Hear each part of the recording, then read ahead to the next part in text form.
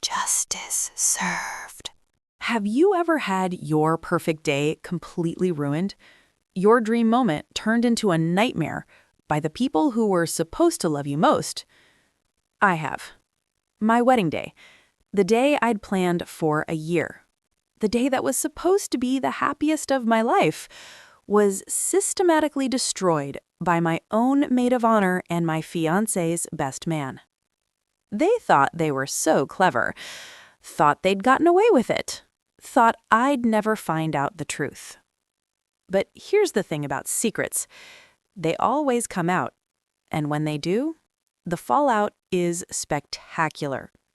My name is Olivia Matthews, and this is the story of how my wedding was sabotaged by two people I trusted completely, and how I made sure their betrayal was exposed in front of 200 guests, their families, and everyone they'd ever lied to. This isn't just a revenge story. It's a masterclass in patience, evidence gathering, and perfect timing. Because revenge served cold? That's good. But revenge served at a wedding reception? That's legendary.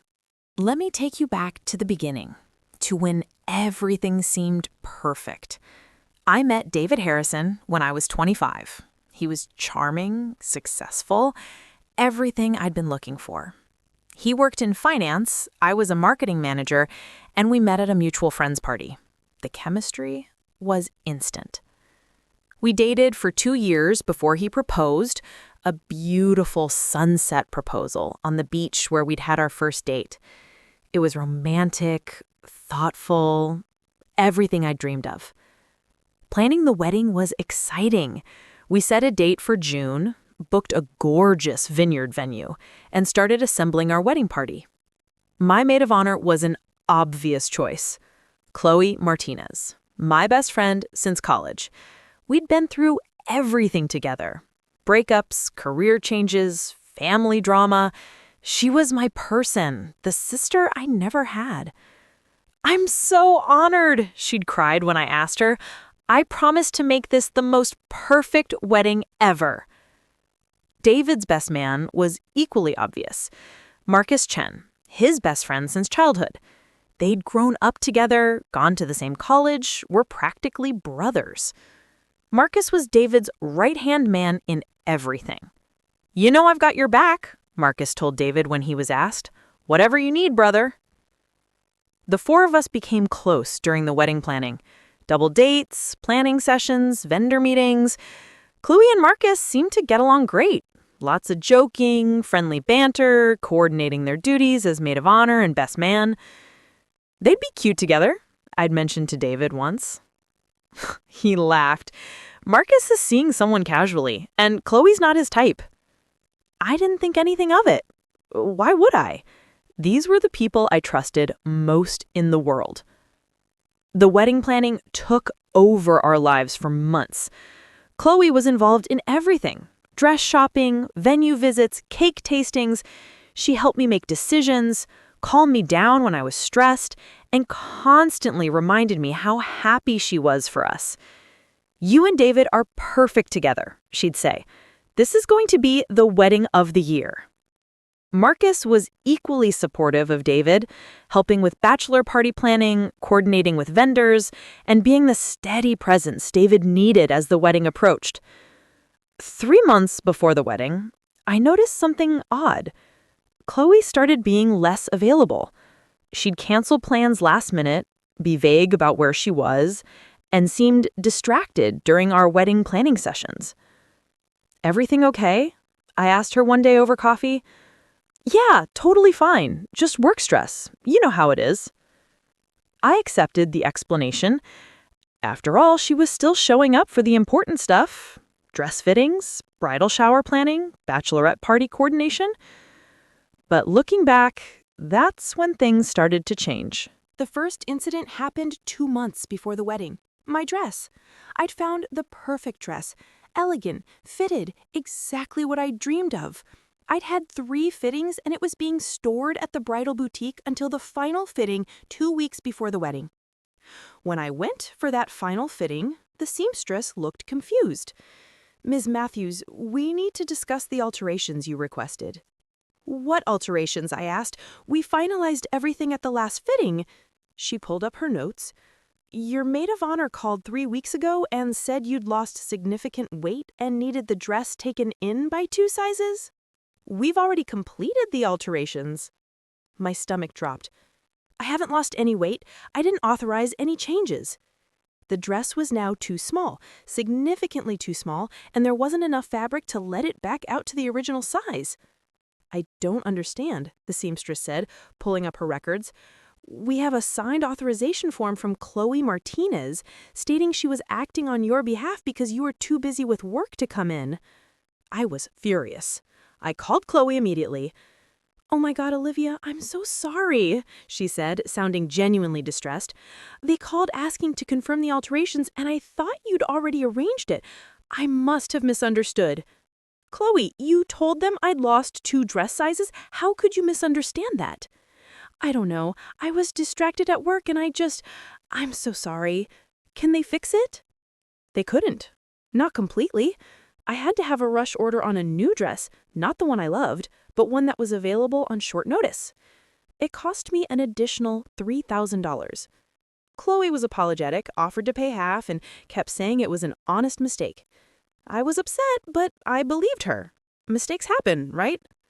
Then came the bachelor party incident. David's bachelor party was planned for Vegas. Marcus had organized everything. A weekend trip with David's groomsmen, classic Vegas fun. Except, the morning they were supposed to leave, David got a call from the hotel. "Mr. Harrison, we need to confirm the cancellation of your reservation." "What cancellation?" David asked. The hotel explained that someone had called 2 days earlier claiming to be David, saying there was a family emergency and they needed to cancel the entire block of rooms, 10 rooms, for 3 nights. Marcus had made the reservations. Only Marcus had the confirmation numbers. But Marcus insisted he hadn't canceled anything. "Must be some kind of fraud. These scammers are getting sophisticated. Don't worry, I'll handle it." He couldn't get the rooms back. The hotel was fully booked. The bachelor party had to be completely reorganized at the last minute. They ended up doing a much smaller, less fun trip because Marcus couldn't get everything rebooked in time. David was disappointed but didn't blame Marcus. He said it was just bad luck. But I was starting to wonder. 2 major incidents, both involving our maid of honor and best man, both explained away as mistakes or bad luck. Then came the vendor disasters. 3 weeks before the wedding, our photographer called. "Olivia, I'm so sorry, but I can't shoot your wedding." "What? Why?" "Your maid of honor called and said you decided to go with someone else. She said you felt bad canceling but needed a different style. I was disappointed, but I understood. I've already booked another wedding for that date." "Chloe, again!" "I never said that. We love you. We want you." But the photographer had already committed to another couple. We'd lost our photographer 3 weeks before the wedding. The same thing happened with our florist and our DJ. Both received calls from someone close to the bride saying we'd decided to use different vendors. Each time, Chloe claimed she had no idea what happened. "Someone must be impersonating me," she suggested. "This is so weird." David was getting suspicious too. 3 vendors, all contacted by someone claiming to be Chloe. That's not coincidence. But I defended her. Why would Chloe sabotage my wedding? She's my best friend. There has to be an explanation. The final straw came 1 week before the wedding. Our venue called. Someone had contacted them claiming to be me, saying we wanted to cancel the entire reception and move it to a different date because of a family illness. The venue manager hadn't processed the cancellation yet because they wanted written confirmation, but they'd already started looking for another couple to fill the date. "Who called you?" I demanded. "A woman who identified herself as Chloe Martinez, your maid of honor. She said she was calling on your behalf because you were dealing with a family crisis." That was it. That was the moment I knew something was very, very wrong. I didn't confront Chloe. Not yet. Because if she was deliberately sabotaging my wedding, I needed to know why, and I needed proof. I hired a private investigator. Yes, really. His name was James, and he specialized in infidelity and fraud cases. I need to know what my maid of honor is up to, I told him. I need to know if she's working alone or with someone else, and I need evidence. You suspect your fiancé? James asked carefully. I don't know what I suspect. I just know something is very wrong. James started surveillance. He followed Chloe, tracked her movements, monitored her communications where legal. Within 3 days, he had his answer. Chloe was having an affair with Marcus. They'd been seeing each other for 5 months, starting right around when Chloe began canceling plans with me. They'd meet at Marcus's apartment, at hotels, at out-of-the-way restaurants where they thought no one would recognize them. James had photos, dozens of photos. Chloe and Marcus kissing, holding hands, checking into hotels together, looking at each other with unmistakable intimacy. My best friend and my fiancé's best friend were having an affair. But why sabotage the wedding? That's what I couldn't understand. James dug deeper. He managed to get access to some text messages, legally questionable, but admissible as evidence if needed. And that's when I discovered their plan. They weren't just having an affair, they wanted to break up me and David. The text messages were damning. Marcus said, "The venue cancellation almost worked. If they'd processed it, they'd be scrambling right now." Chloe said, "I know, so close. The photographer thing worked, though. She's so stressed." Marcus said, "Think they'll call it off?" Eventually, once enough things go wrong, they'll realize it's not meant to be, and then we can be together without feeling guilty. They wanted us to cancel the wedding. They thought if enough things went wrong, if we were stressed and fighting and doubting each other, we'd call off the engagement, and then they could be together without the complication of betraying their best friends at a wedding. But here's what I also discovered. David had no idea. Marcus had been careful never to be unavailable when David needed him. He'd covered his tracks well. And Chloe? She'd been playing the supportive best friend while systematically destroying my wedding behind my back. The rage I felt was indescribable. These weren't strangers. These were people I loved, people I trusted, people who were supposed to stand beside me on the most important day of my life. And they'd been sabotaging me for months. I sat with that information for 2 days, considering my options. I could confront them privately, cancel them from the wedding party, move forward without them. But that felt too easy, too quiet. They'd get away with it, save face, maybe even continue their relationship without consequences. No, they'd humiliated me. They'd tried to destroy my happiness. They deserved to be exposed. So I made a plan. A glorious, devastating plan. I was going to let the wedding proceed exactly as planned. They'd stand up beside us as maid of honor and best man, thinking they'd gotten away with their sabotage, thinking we were too dumb to figure it out. And then, at the reception, I was going to destroy them. I told David everything 3 days before the wedding. I showed him the photos, the text messages, the evidence of their affair and their sabotage. I watched his face go from confusion to shock to rage. "Marcus," he kept saying, "Marcus did this. My best friend?" "And Chloe," I added, "my best friend." We held each other while processing the betrayal. David wanted to confront Marcus immediately, kick him out of the wedding, maybe punch him in the face. "No," I said firmly. "We're going to let them think they got away with it. We're going to have our wedding exactly as planned. And then we're going to expose them in front of everyone." David looked at me with a mix of admiration and concern. "You want public revenge?" "I want justice. They tried to ruin our wedding. They betrayed us. They deserve to have their own reputations ruined." He thought about it, then nodded slowly. "Okay, but we do it together. We do it right." We spent the next 3 days preparing. We acted normal around Chloe and Marcus. We pretended everything was fine. We went through all the wedding prep with smiles on our faces. It was the hardest acting I've ever done. Chloe helped me get ready on the morning of the wedding, gushing about how beautiful I looked, how perfect the day was going to be. "I'm so happy for you," she said, fixing my veil. "You deserve all the happiness in the world." I looked at her in the mirror, this woman I'd trusted completely, and forced myself to smile. "Thank you for being here for me, for everything." If she felt any guilt, she didn't show it.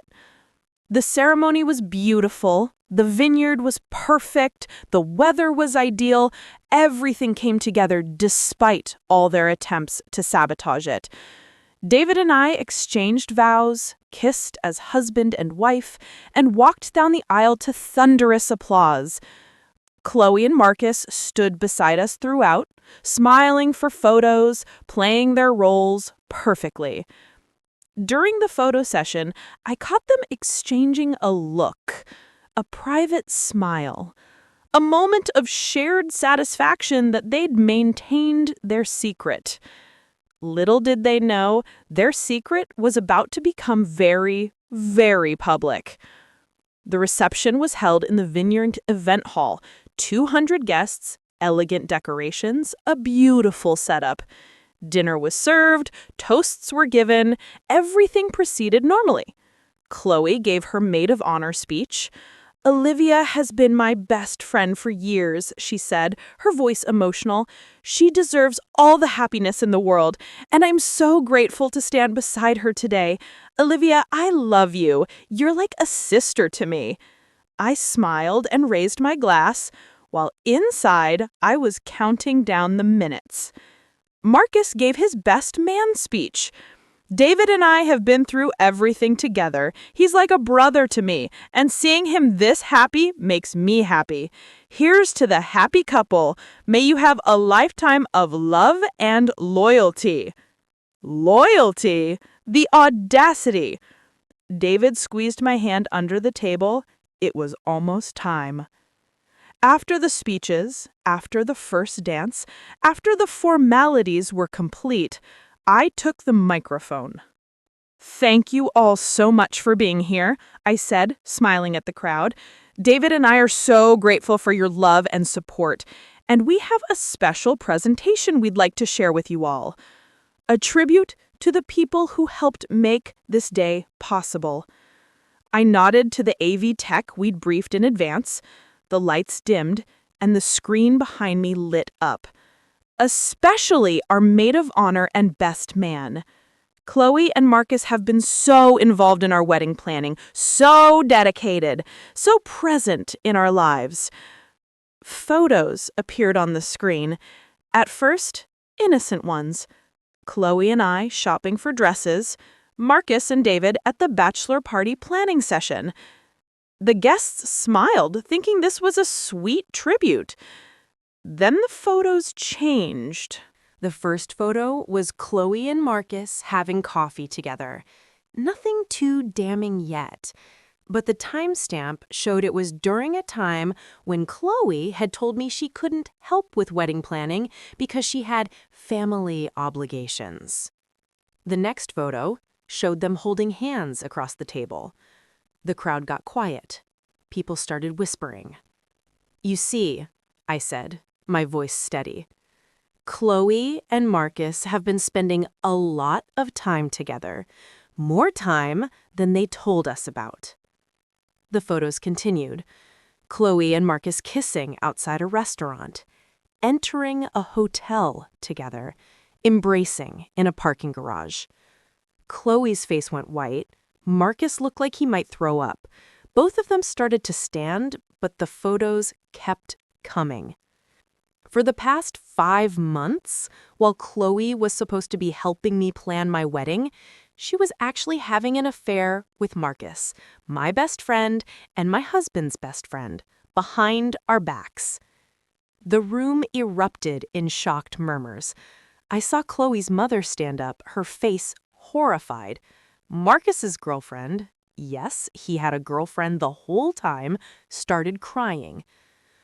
"But it gets better," I said, and now my voice had an edge to it. They weren't just having an affair. They were actively trying to sabotage our wedding. The screen showed screenshots of text messages, the venue cancellation discussion, the vendor sabotage plans, their strategy to stress us out so much we'd call off the engagement.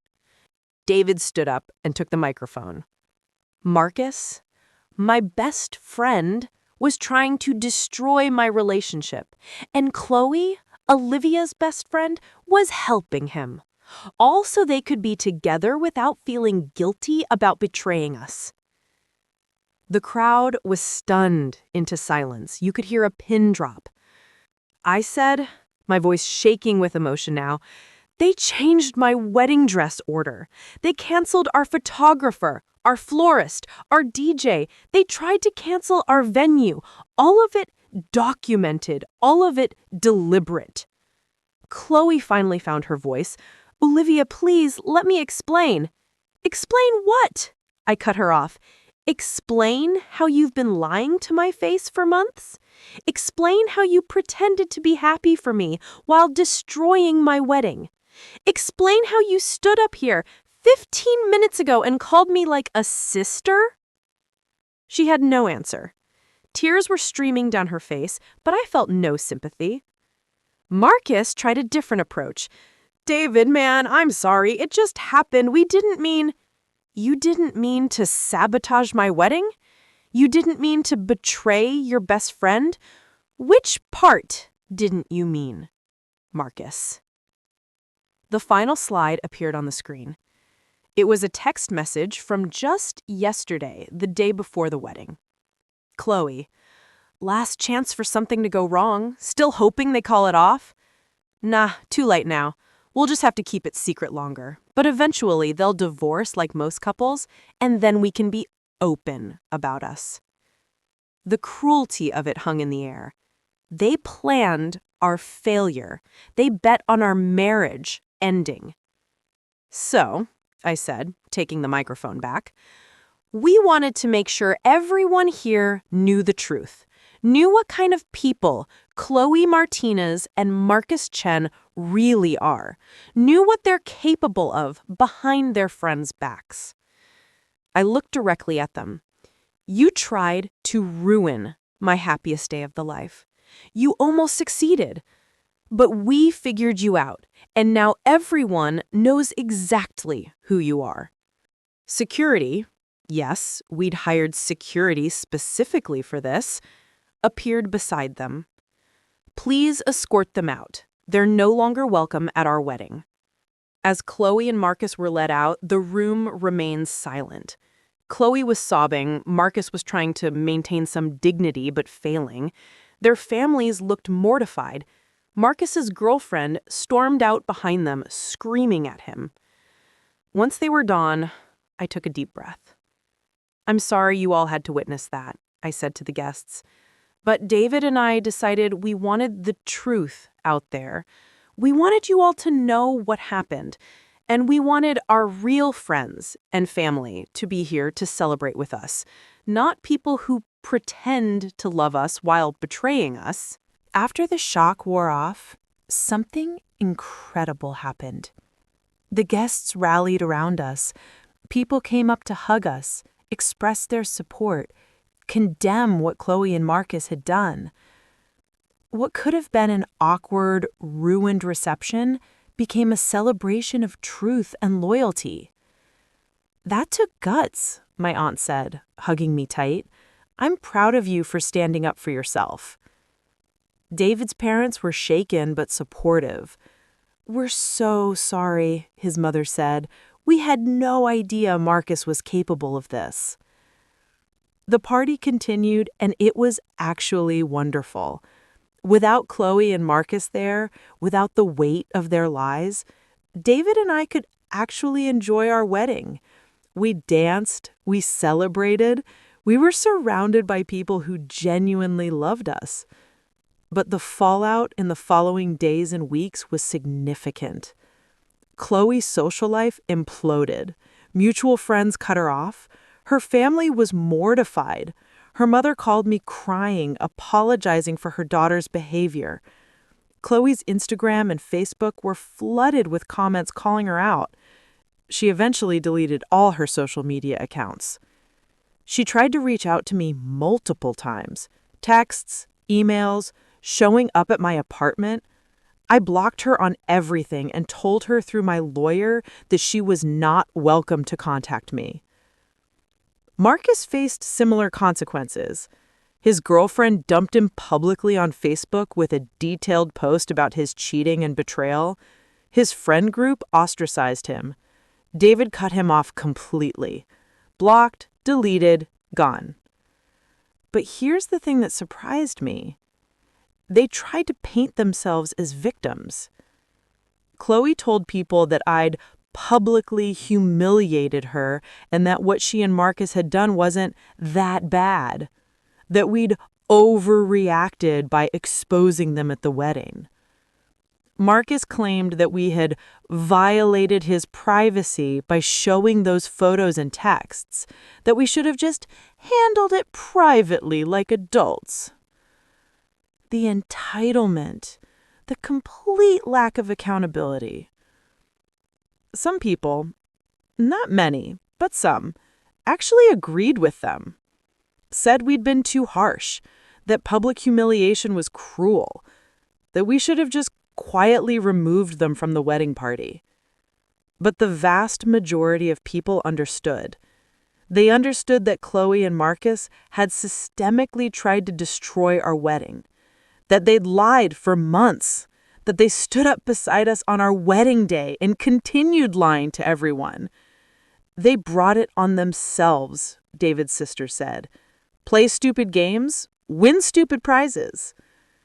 About a month after the wedding, I heard through mutual friends that Chloe and Marcus's relationship had fallen apart. Apparently, when faced with actual consequences and public scrutiny, their love wasn't strong enough to survive. Chloe moved to a different city to escape the fallout. Marcus stayed local but kept a low profile. As for David and me, our marriage is strong. We've been through couples counseling to process the betrayal and make sure we can trust people again. We've built a solid foundation based on honesty and communication. And we've been very selective about who we let into our inner circle now. People have asked me a lot of questions about the wedding exposure. Let me address some of them.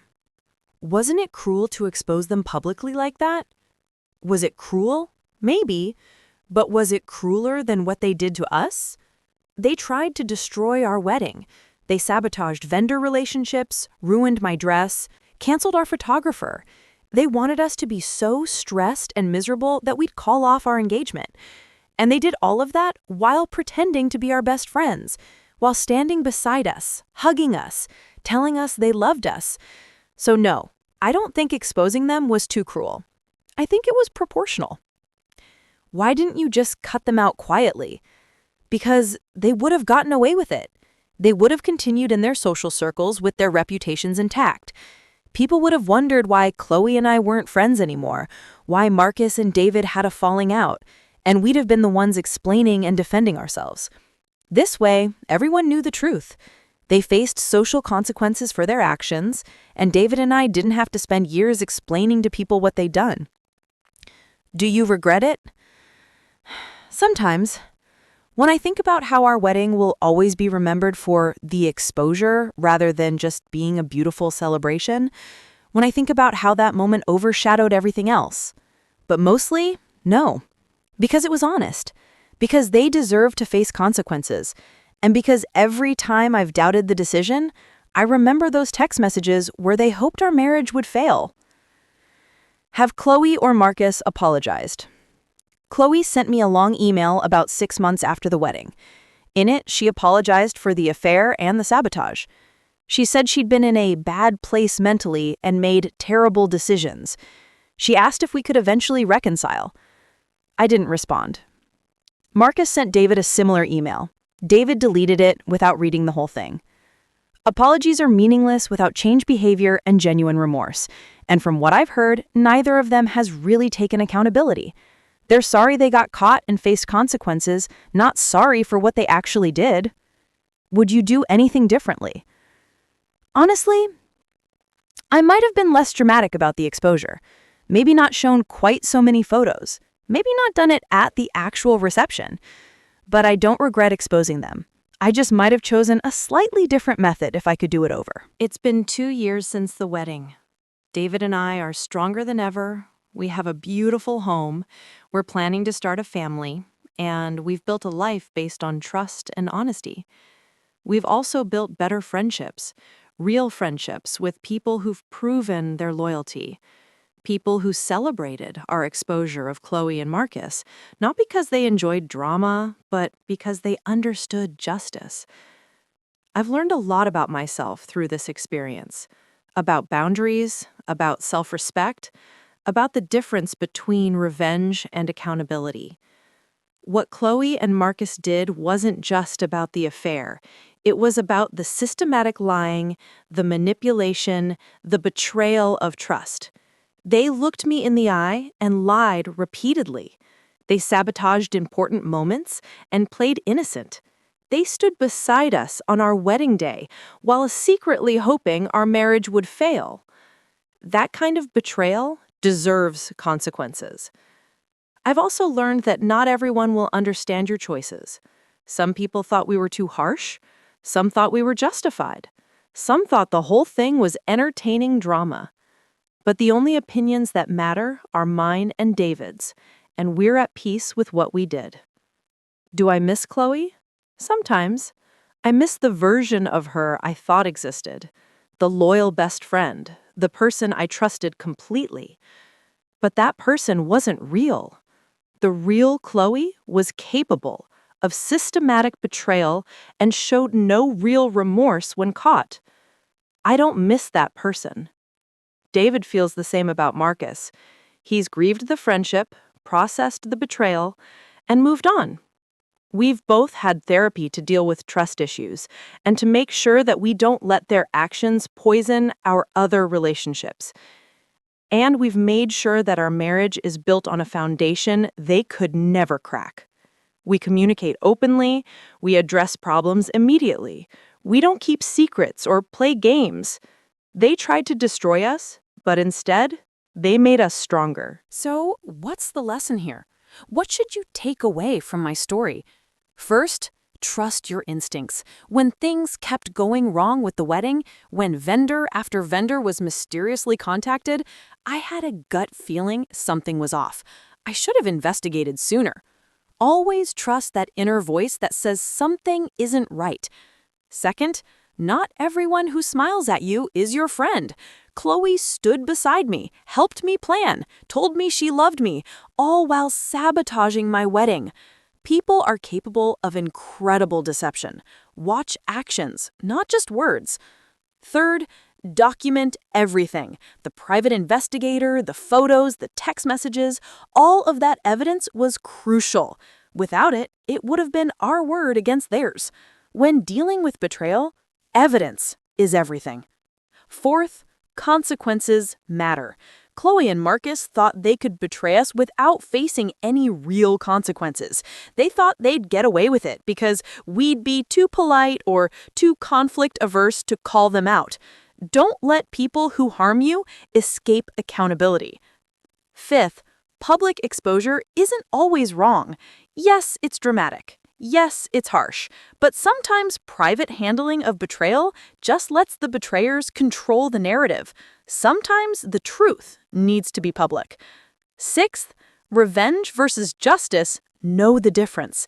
I wasn't just trying to hurt Chloe and Marcus. I was trying to ensure they faced appropriate consequences for their deliberate, systematic betrayal. That's justice, not revenge. And finally, your wedding is about you and your partner. Despite everything, David and I got married. We celebrated our love. We started our marriage together. Chloe and Marcus failed to break us up. That's the real victory.